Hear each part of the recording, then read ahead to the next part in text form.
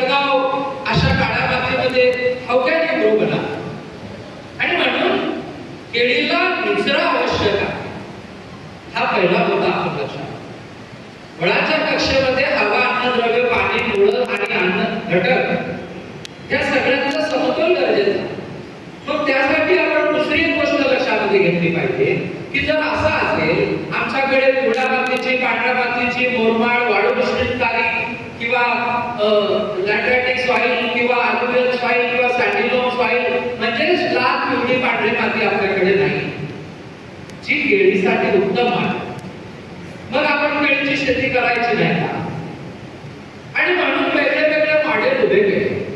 हे चित्र आपण यावरती बघताय स्क्रीनवर, हे सब सर्वेंट ड्रेनेजचे चित्र आहे. चंद्रशेखर जगन्नाथ चौधरी हा शेतकरी माझ्याकडे आला की म्हटले सर मी एवढी मेहनत घेतोय, इतके न्यूट्रिएंट सगळे वापरतोय, गाजरापार केळीची शेती आहे, तरी सुद्धा मला कुठेही गुणवत्ता मिळत नाही, वजन मिळत. मित्रांनो, याच्या जमिनीचा पीएच हा 8.8-8.9 होता. जमिनीच्या पृष्ठभागावर क्षाराचं क्रिस्टलायझेशन झालेलं होतं. जमिनीच्या पृष्ठभागावर क्षार साचलेले होते. उन्हाळ्याचा एप्रिल महिना होता, बाग सगळी निसवली होती, परंतु घडामध्ये गुणवत्ता. कारण केळी ही क्षारांना बळी पडणारं पीक आहे. केळीला आम्ही जे विद्यापीठामध्ये शिकलो ते 8 ते 8.5 ची पीएच हा काही विषय नाहीये.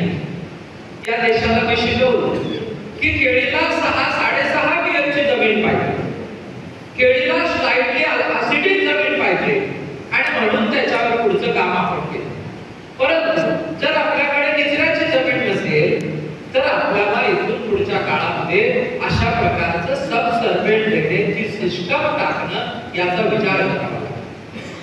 आपल्याला हे करत असताना असं वाटेल की बा एकराला 80-90 हजार रुपये म्हणजे फार महागाचं तंत्रज्ञान आहे. मी एक गोष्ट आपल्याला सांगून ठेवतो, कायम आपण लक्षात ठेवा.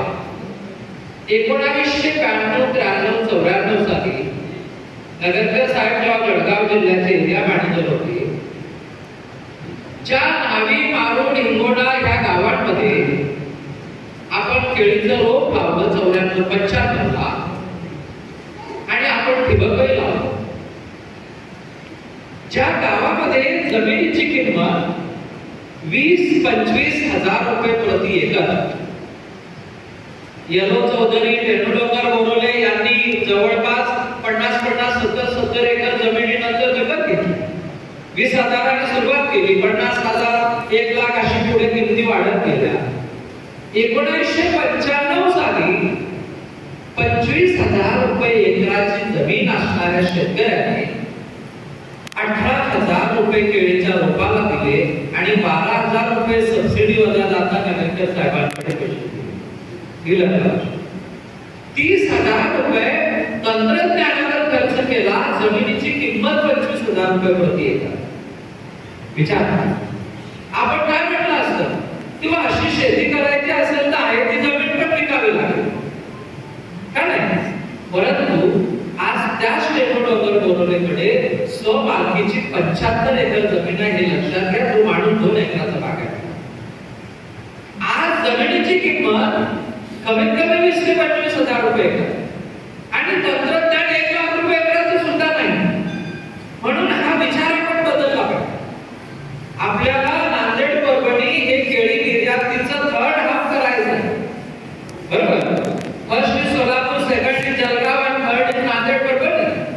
त्या विचाराने आपल्याला पुढे जावं लागेल.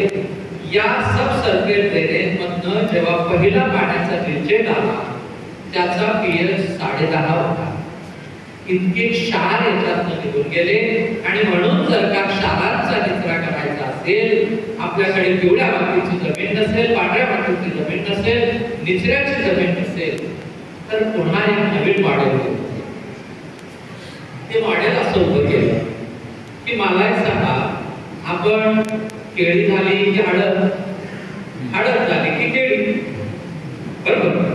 आणि मला सांगा तुम्ही परा जो हे आहे नांगर आहे हा किती जमिनीमध्ये खाली जातो? किती जातो? 6-7 इंच जमिनीमध्ये नांगर जातो. खूप 50 HP ट्रॅक्टर असेल तर 9-10 इंच जमिनीमध्ये नांगर जातो. करेक्ट? त्या 10 इंचावर जमिनीच्या पृष्ठभागाला काय झालं? डोंगरे साहेब